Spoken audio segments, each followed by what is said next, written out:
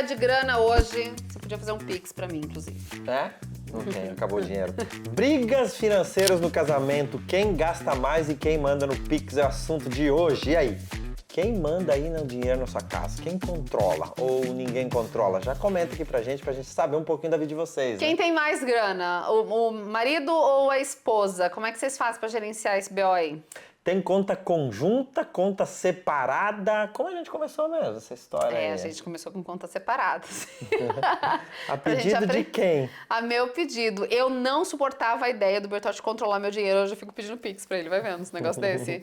Não suportava a ideia. E lá atrás, quando a gente casou, há 20 anos, eu falei, não, vamos ter conta separada, cada um paga suas despesas e pá. Eu não quero saber que eu fui comprar um batom e você ficou olhando. Eu não queria uma vigilância.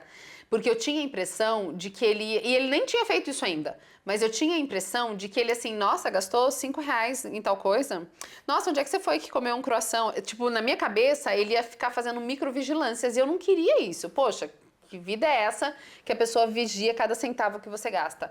Então, a minha decisão foi não no sentido de, eu quero gastar sem você ver, quero gastar muito. Não, era que eu não queria interferência. Eu queria me sentir autônoma com o meu dinheiro. A gente mudou isso, depois a gente foi amadurecendo, depois a gente teve conta conjuntas e ela tinha conta dela e recebia X pra gastar conforme queria. A gente tinha determinado mesada, assim, pra cada um.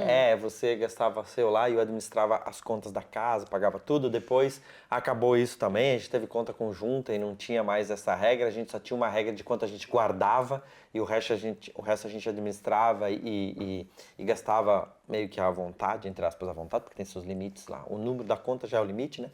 Mas assim, casamento ela é sociedade também no financeiro. Ela é união total, não dá pra gente separar. Por isso tem que ter planejamento de quanto. A gente tem que saber muito bem quanto entra. As nossas entradas têm que estar muito claras. A gente ganha X juntos e a gente gasta X junto e a gente guarda X juntos.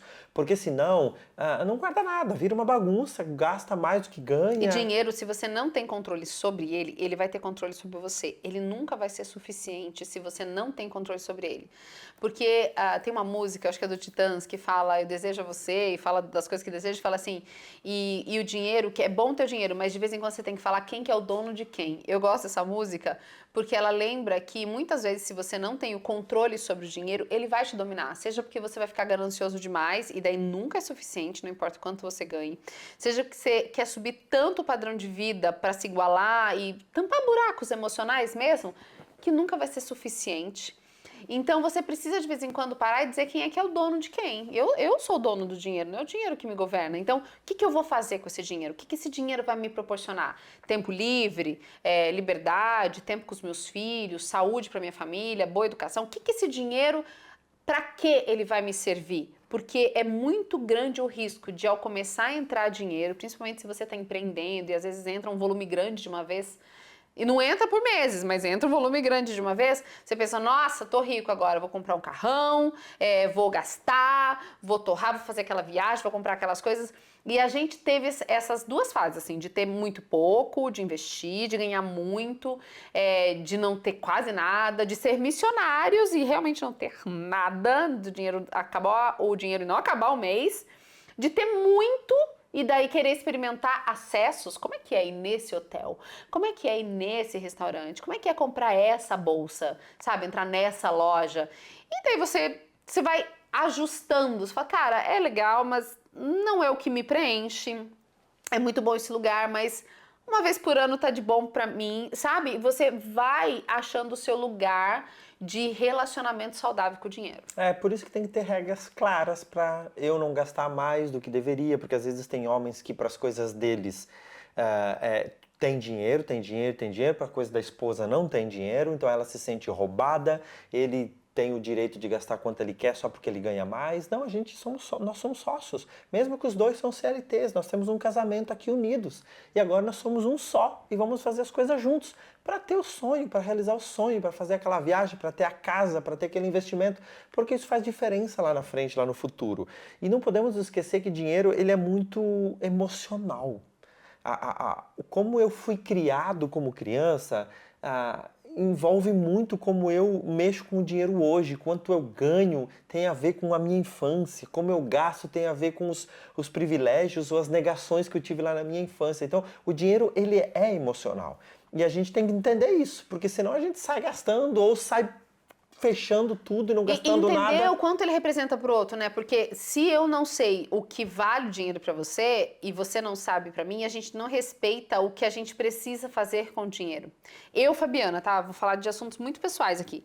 Pra mim, dinheiro compra tempo. Eu acho muito importante poder ter tempo e o dinheiro proporciona isso. Então eu trabalho de forma inteligente. Eu conto pra vocês, no Extração tem um módulo inteiro em que eu falo de mentalidade.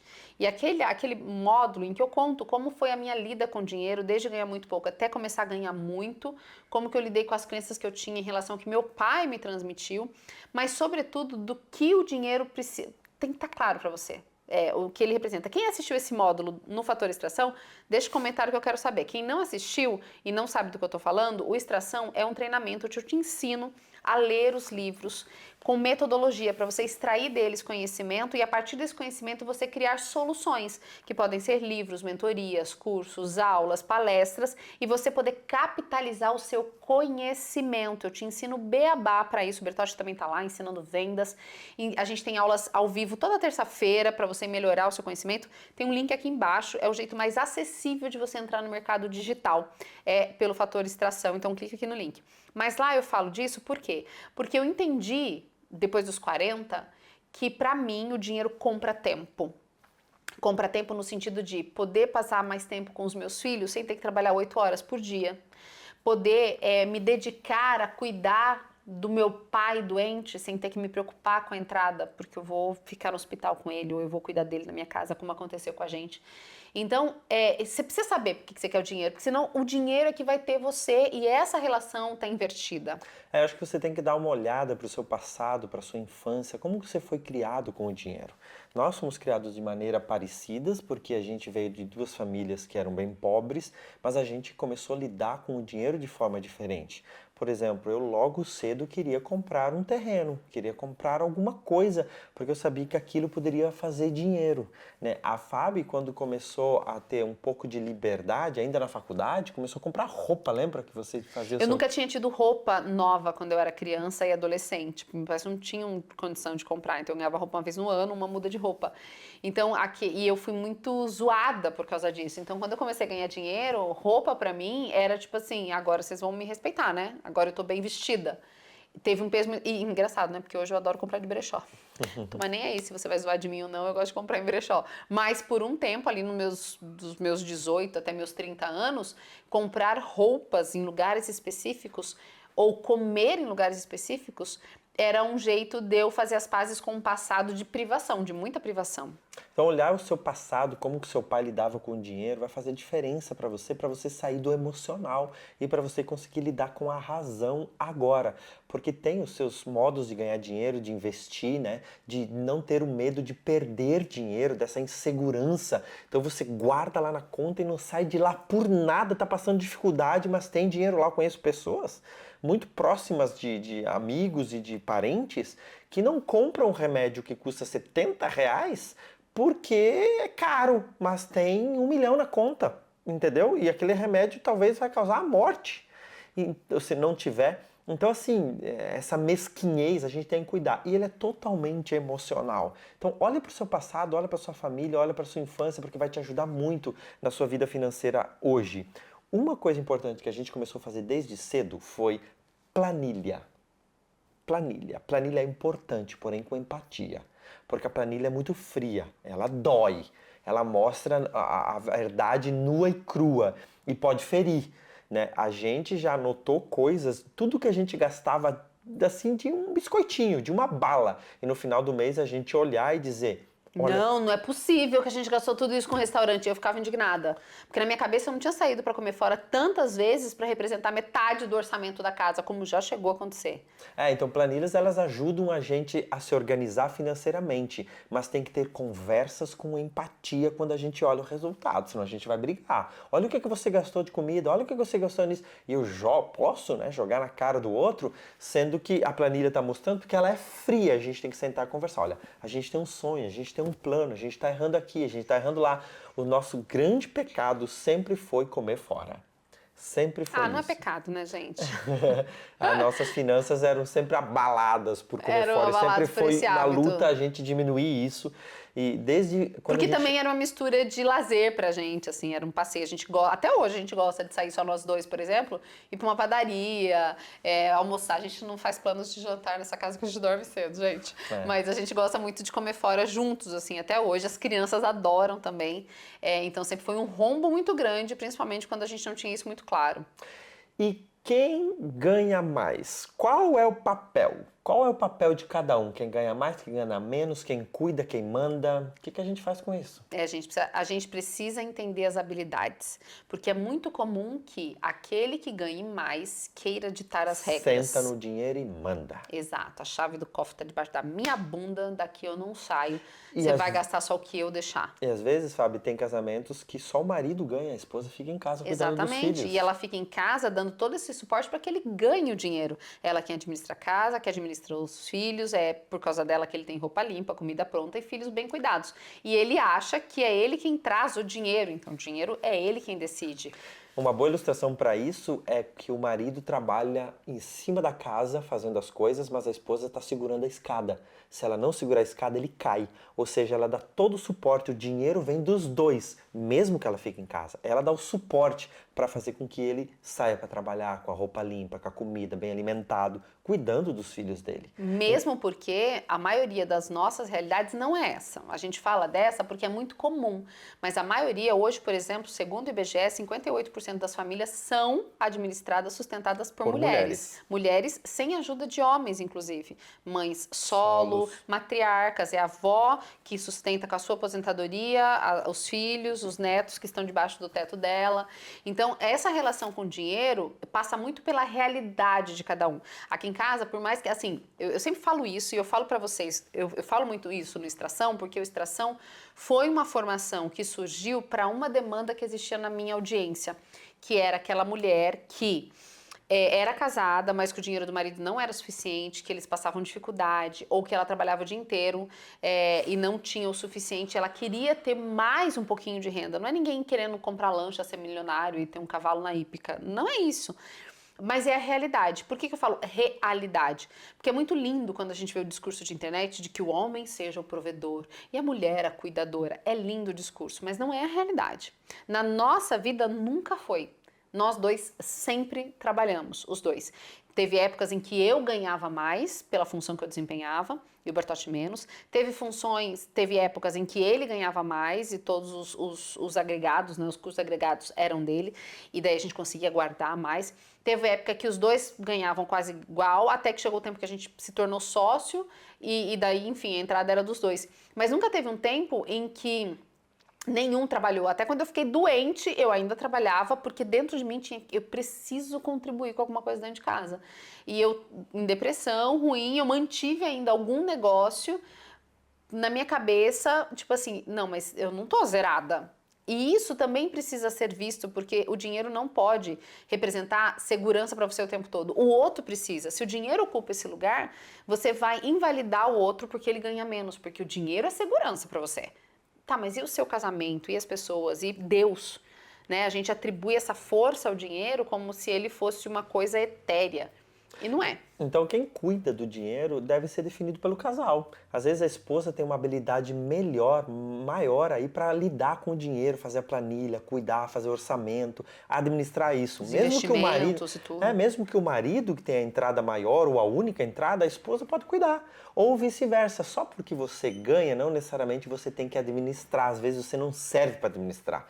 E aí vai por água abaixo só pelo orgulho de querer você administrar as coisas. Não, então sentem, tem um planejamento, faz as coisas de como deve ser feito. Agora, Fábio, uma pergunta. Quando um quer investir e o outro não quer, o outro quer viver a vida do hoje e um quer investir pensando no futuro, como resolver isso? A gente precisa alinhar sonhos, né? Porque tem muita gente, a gente vê isso. Se é o seu caso, já comenta aqui que eu também quero saber. E o outro pensa, gente, a gente só tem hoje? Vai ficar guardando para amanhã? E por uma certa lógica, faz sentido isso. Poxa, eu não sei se amanhã eu vou estar vivo, deixa eu viver hoje. Daí amanhã você acorda vivinho da Silva. Sem dinheiro daí. Faz o quê? Com aquela dívida que você cultivou Vou no dia curtir hoje porque amanhã eu morro e amanhã você acorda tá vivo. vivo, graças a Deus você tá vivo. Por outro lado, tem aquele que pensa só no futuro e nunca vive o presente. Não, estamos guardando. Não, não podemos comer fora. Não, não podemos comprar uma xícara, que é um negócio que eu gosto de comprar. Não podemos comprar isso. Tá, mas qual é o seu, como é que chama? O seu estímulo para você trabalhar e continuar ganhando e fazendo aquilo render, se você nunca vê o fruto do seu trabalho? Então, é preciso, em algum momento, vocês sentarem e estabelecerem os grandes sonhos, os médios, os curtos. O que dá para realizar agora? Poxa, talvez uma viagem por ano seja um sonho legal. Não vai dar pra gente gastar 50 mil e viajar pra França. Tá, mas a gente pode gastar 2 mil e ir pra praia aqui perto de casa e ficar uma semana no Airbnb? Será que rola? Acho que rola. Mas daí a gente tá juntando para quê? Para comprar aquele terreno, ou para comprar um carro, ou para investir num negócio X. A gente precisa de 100 mil reais para comprar uma franquia e começar um negócio. Ou a própria casa. Ou a própria casa, enfim. Então vocês precisam ter os grandes sonhos, vocês também têm que ter as recompensas. Eu tive um treinador que uma vez falou assim, eu ficava sempre brincando, ele, por que você treina? Eu falava, para limpar minha bunda sozinha aos 85. Porque me dava agonia pensar que eu ia ficar velha e eu não ia ter mobilidade para me limpar, porque já aconteceu da minha mãe ter que trabalhar numa casa e ter que limpar a pessoa, e ela falando, minha mãe tem essa versão de ficar velha e ficar inválida, assim. E minha mãe falando disso, eu comecei a repetir isso. Não, eu treino para me limpar sozinha aos 85. Ele falou assim, Fábio, você não tem nem, eu não tinha nem 40, ele falou, você não tem nem 40. Essa motivação para 85, ela não é o suficiente para você treinar amanhã. Quando você pensa no longo, beleza. Nossa, ficar saudável aos 85. Mas e amanhã, terça-feira, cansada, com sono, você vai com dia, qual? Faz quarta. Exato. Para você treinar todos os dias e para você manter uma constância, você precisa ter ambições de curto prazo. Então, é meter o shape daqui 6 meses, é ficar mais magra agora, é melhorar meus índices de insulina, de glicada, de glicose, que é uma meta que eu fico ali perseguindo, baixar o índice de gordura corporal. Você tem que ter prazeres e retornos de curto e de médio alcance, porque só os de longo alcance ficam muito longe para você economizar. E uma coisa que a gente sempre fez no nosso casamento é ter sonhos juntos. Eu acho que o casal se oxigena quando tem sonhos juntos. Seja fazer uma viagem, seja comprar alguma coisa, seja guardar um X. Isso é gostoso e a gente sempre fez e oxigenava muito o nosso casamento. Agora, uma coisa importante que a gente tem que lembrar é que gastos pequenos, aqueles que a gente não percebe, geram crises enormes, pode gerar crises enormes no casamento. Então, não dá pra gente ficar escondendo coisinhas pequenas um do outro, só porque o outro vai criticar, e a gente tem que ter uma conversa sobre isso, porque essas compras pequenas escondidas lá no futuro dá um grande problema e a gente tem várias histórias de pessoas próximas que escondiam isso, depois o marido descobria, a esposa e eu descobria. acho que tem uma traição ali também, sabe? Assim, a gente teve um acerto de contas muito grande no nosso primeiro ano de casamento. Eu tinha uma fixação com sapato. Aliás, eu acho que, sei lá, já tem um ano que eu não compro um sapato, mas uma fixação com sapato. Porque, de novo, eu não tinha, nunca tive, era sempre usado e tal. E eu comprava todo recebimento de pagamento, eu trabalhava em televisão, eu recebia, eu descia o Morro da Cruz lá em Florianópolis, eu passava na Felipe Schmidt, lembro até hoje, entrava na loja da Arezzo e comprava uma sapatilha. Só que eu não queria que o Bertotti visse, porque eu não queria ser criticada por aquilo, porque na minha cabeça era uma conquista, era um merecimento, e se ele criticasse, aquilo virava uma ação, sabe, delinquente.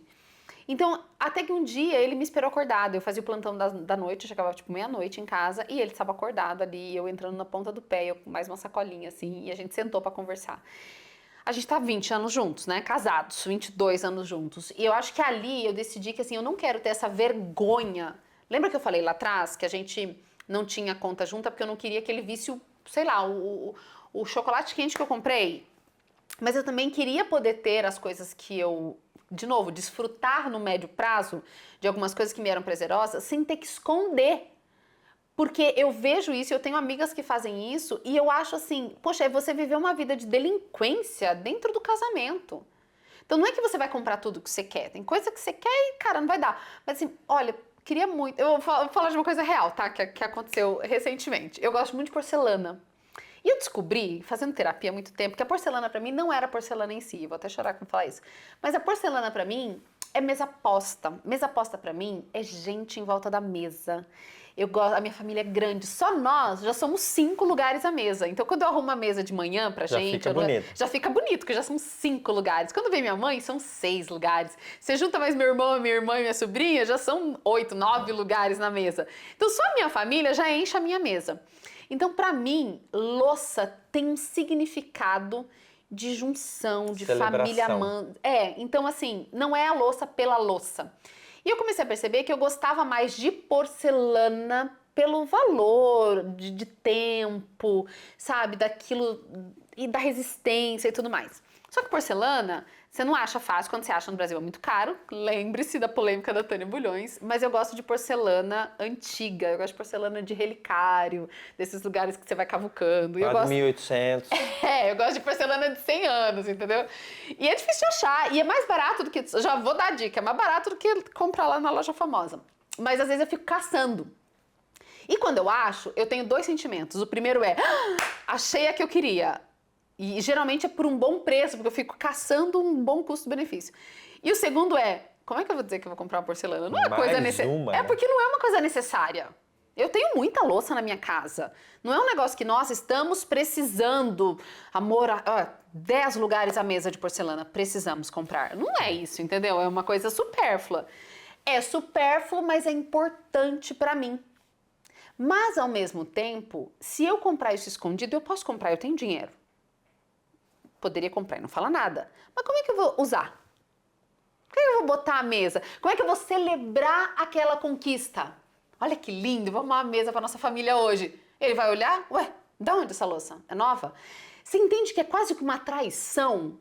Então, assim, nem tudo vai dar para comprar, mas tudo que eu for comprar, a gente vai discutir. Eu vou dizer, aí ele vai dizer, mas precisa, ele sempre fala isso. Mas precisa, eu vou dizer, não precisa, não é necessidade, é vontade.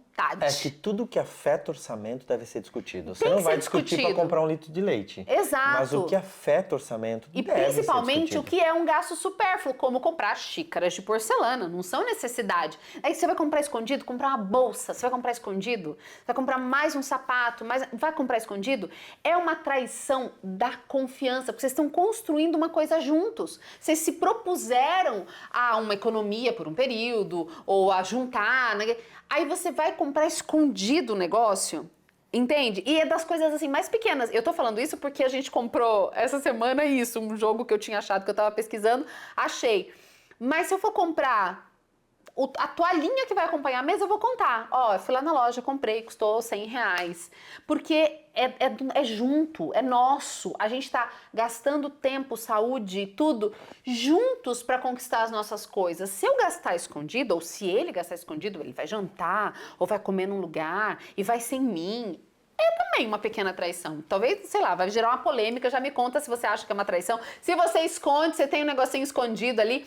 Eu falo isso porque assim, a gente vai herdando padrões familiares, né? A minha mãe tinha dinheiro escondido do meu pai. E meu pai tinha dinheiro escondido da minha mãe. Eu já postei no Instagram um vídeo do meu pai escondendo moeda. Viu como o dinheiro é emocional e vem lá da infância, né? Mas saindo do assunto de gastar, Fábio, indo para o assunto de investimento, como a gente pode definir metas juntos, né? Para que a gente possa guardar dinheiro. A gente fez isso, acho que no 2º ano de casamento, a gente já começou a guardar dinheiro, né?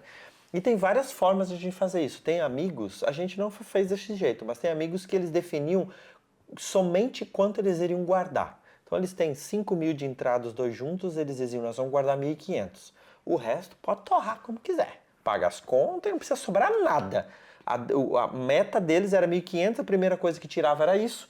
Colocava lá no banco os 1.500 e o resto podia viver sem planejamento. O planejamento era quanto guardava. Outros fazem diferente, né? Vem todo o orçamento da casa, quando precisa para sobreviver, e o que sobra, guarda. Esse tem um lado ruim, porque a gente acaba não sobrando, né? Porque Quando você não estabelece metas, você não cumpre metas. Outros, eles dizem assim, não, nós vamos realizar um sonho, vamos comprar um terreno, vamos comprar uma casa, vamos comprar um carro. Esse era mais o nosso estilo, né? O nosso estilo foi esse. A primeira coisa que a gente fez foi comprar um terreno. E a gente nem tinha todo o dinheiro, né? A gente comprou um terreno por R$9.000, tínhamos só 7. demos os 7 mil que a gente tinha guardado e fizemos em 4 vezes de R$ 500 o restante. E assim a gente vendeu o terreno, comprou outro e a gente é apaixonado por fazer isso. Mas assim, se você quer guardar dinheiro, você tem que definir uma meta, um sonho, uma estratégia. Tem que ser tangível, tem que oferecer emocionalmente um retorno, senão você não faz. A gente vive, por exemplo, a gente sempre quis uma casa no campo. A gente comprou, só que a gente comprou com muita emoção e é muito longe da gente, mas a gente comprou. É um sonho que a gente tem, por exemplo, ter uma casinha no alto de uma montanha. É pra agora? Não, não é pra agora, mas vamos juntar dinheiro pra esse sonho? Vamos planejar? Aí vamos ver foto pra ficar real. Então, se eu tô economizando, vamos fazer um negócio novo? Quanto que a gente precisa pra esse negócio? Ah, precisamos de, sei lá, R$ 500 mil. Em quanto tempo a gente consegue R$ 500 mil? Vamos fazer um plano? Então, vamos visualizar aquele negócio. Ah, queremos montar um negócio X. Vamos pensar que você vai montar uma franquia. Eu quero montar... Morro de vontade de ter um café, gente. Sabe esses cafés que são livraria e floricultura tudo junto e dá 10 mil de prejuízo por mês? É meu sonho ter um desses, entendeu? O marido nunca deixou. Não sei porquê. Mas se você apoia o meu sonho, coloca aqui embaixo. Sabe aquela cafeteria charmosa, europeia, com florzinha do lado, com livros pra você ler, com mesa comunitária? O dia que vocês me virem com um negócio desse, não pensa assim, nossa, gente, ela faliu. Não, ela tá realizando o sonho dela. Na verdade, você nunca deixou esse meu sonho. Mas vamos supor que o seu seja esse. Quero fazer uma... Qual é aquele café que tá na moda, as franquias agora? Não sei o que. Tem uma aparência toda coreana. We Coffee. We Coffee, é. Aí quero comprar uma franquia. Tô falando isso porque eu vi que tá na moda agora. Comprar uma franquia. Quanto que é uma franquia? Sei lá, 500 mil a franquia. Vamos juntar dinheiro pra essa franquia. Sabe, é visível, é tangível, sabe? É uma casa, é um terreno, é um carro. A gente sonhou em ter um carro, por exemplo, X, que era caro. Vamos juntar pra aquele carro? Porque se você tem esse sonho na tua cabeça visível, tangível, é como se, assim, valesse a pena o esforço do processo. É tipo se pesar toda semana e baixar 1 quilo e você pensar, tá dando resultado. Não importa o tamanho do sonho. Tem um sonho, tem um planejamento. Façam algo juntos para alcançar e curtam, sabe? E curtam. Seja uma viagem de R$ 1.500, mas façam, planejam. Isso é importantíssimo. E quando a gente tem filho, sabe? A gente corre um sério perigo de gastar mais com o filho do que com a gente. Ou a gente gasta tudo lá e esquece da gente. A gente também tem que cuidar muito disso, porque o filho é importante, ele merece ser cuidado, ele tem a sua prioridade. Mas geralmente ele precisa bem menos do que você gasta com ele, verdade seja dita. Se você tem R$ 200 para comprar roupa pro ano inteiro, você passa com os R$ 200, se bem que tá bem caro hoje, mas a gente gasta o orçamento que a gente tem, né? Tem pessoas que gastam R$ 20 mil por mês com roupa de criança e tem gente que gasta só R$ 100. E isso vai depender disso. E assim, a gente compra muito em brechó roupa pra criança. Eu já mostrei pra vocês. De amigos. A gente compra dos amigos, tá ficando pequena. Daqui que eu compro o seu, eu vou pagar 1/3, 1/4 do valor de ser na loja, vai usar mais 6 meses, vai passar pra diante. Mas eu acho que assim, quando você tem um sonho... Eu vou dizer o que eu falei pra uma amiga outro dia. Ouça, Vozes da Sabedoria. Tempo atrás, eu comecei a gostar muito de bolsas. Bolsas de luxo mesmo, bolsas de marca. Assim, quem acha que é fútil, fica à vontade, não precisa criticar, cada um tem o seu cada qual. E eu tenho algumas, e pra mim elas são importantes, são bonitas, eu comprei pelo design, pela história, enfim. Só que eu tenho uma amiga que tinha muito sonho de ter uma, da marca X. Vamos supor que essa bolsa custe 10 mil, tá bom? Não é, mas 10 mil reais. Aí, ela sempre falava assim, não tenho. Daí ela me mandava, assim, às vezes viajando, e falava assim, eu comprei essa, é parecida, mas custou 300. Eu comprei essa, não é igual, mas custou 800. Aí um dia eu falei pra ela, escuta, cada vez que você compra uma que não é a do seu sonho, a do seu sonho vai ficar mais longe. E ela olhou pra minha cara assim, tipo assim, mas eu não posso comprar aquela. Falei, sim, você não pode, mas se você somar todas as que você já gastou... Já deu 80%. Você já deu, você já gastou pelo menos aí 80% e com mais 2 anos você teria aquela que é do seu sonho, que é aquela da vontade, aquilo, entendeu? Eu entendi isso a primeira vez que eu pensei, cara, quero uma bolsa X. Só que toda vez que eu comprasse uma bolsa antes, porque eu não posso comprar X, eu compro uma antes inferior, eu fico mais longe do meu sonho planejado. Então o meu sonho é... A gente fez isso como regra no casamento lá no nosso primeiro ano, não sei se você lembra, mas a gente não iria comprar, essa foi uma regra que eu falei, Fábio, eu preciso dessa regra, ela aceitou. A gente não compra nada em prestação. Ou a gente compra à vista, ou a gente não compra. Porém, a gente tinha muita coisa faltando dentro de casa recém-casados. A gente casou com uma cama, um guarda-roupa, um fogão e uma geladeira. Que a gente ganhou. Porque a gente ganhou, a gente casou, a gente era pobre, a gente entende o que é ser pobre, tá? Vocês ficam tranquilos que essa vidinha aqui boa hoje, é hoje, mas lá no passado, Aí eu falei pra Fábio, a gente tem duas opções, comprar bem barato, fazer umas prestações aí nessas meio que lojas bem rápida, populares e a gente ter tudo, tá tudo certo, ou a gente compra o que você quer, mas a gente só compra quando tiver dinheiro A à pagar à vista, vista. e a gente fica sem estar lá. O que que você prefere? Pra mim, tanto faz. Ela falou, eu prefiro a melhor, à vista, e agora a gente fica sem. Então a gente ficou muito tempo. A acho que gente uns- ficou 1 ano pra comprar o sofá É. e a gente ficou 2 anos pra comprar a mesa de jantar. Eu acho que foi mais, porque a gente comprou em Curitiba só É a verdade, mesa. demorou mais a mesa. Acho A que gente foi ficou uns com a 3 mesinha do anos. apartamento ali pra comer e demorou uns 3 anos pra comprar a mesa de jantar. Porque eu E a queria gente comprou aquela. quando mudou, porque a gente pesquisou, porque o dinheiro não dava, porque tava ultrapassando e tal. Daí ela comprou uma quadrada de 8 lugares e tal. Você vê que eu gosto de mesa grande, de gente em volta da mesa já faz muito tempo, É. antes de ter 3 filhos. Mas sabe, a gente tinha esse planejamento, a gente tinha o sonho e era o que a Fábio estava falando. Se eu quero aquela bolsa, para que que eu vou comprar outras antes, atrapalhando eu chegar naquela? Exato. Cada gasto que você tem que não condiz com o objetivo que você quer, não é avanço, é desvio de rota. Lembra que eu falo muito do essencialismo? Para mim isso é muito fundamental. Então, você tem um planejamento financeiro, tá? Vamos comprar a casa. Gente, casa é caro hoje em dia, apartamento é caro, as coisas, o valor aquisitivo das coisas, ele subiu muito, nosso poder aquisitivo diminuiu. Então não é como meus pais comprar um terreninho e não funciona mais assim a vida, é muito mais difícil.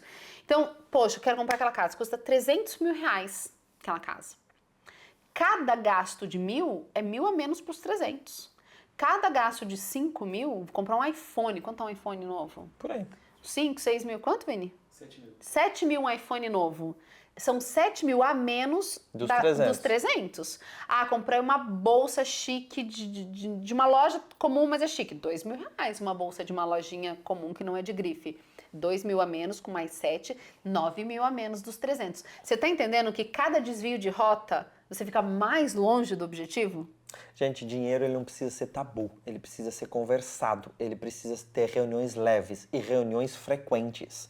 Se você não está sentando junto com o seu cônjuge todos os meses, cada 2 meses, num período que você estabeleceu, você vai ter problemas financeiros, você não vai chegar a realizar seu sonho. Então, nosso conselho aqui que a gente faz dentro de casa, coloca a meta, coloca na parede, olha para ela todos os dias, sonha, senta junto com a sua esposa, com o seu marido, coloquem no papel, planejam junto e fazem isso acontecer, porque faz toda a diferença quando a gente tem isso juntos como casal. É por isso que a gente quis trazer esse assunto aqui, né? Brigas financeiras no casamento. Quem gasta mais, quem manda no Pix. Esse é o nosso jeito de lidar com dinheiro, esse é o nosso jeito de fazer as coisas acontecerem aqui dentro de casa, tanto no momento que a gente estava faltando, quanto no momento que estava sobrando. É o jeito de a gente se organizar e a gente, esses 20 anos, construiu coisas porque a gente pensou dessa maneira. Espero que ajude vocês. A gente trouxe um pouco da nossa intimidade, mas a gente acredita que seja por um bom motivo. Talvez inspire você. Se isso aconteceu, coloca aqui nos comentários que eu quero saber, tá bom?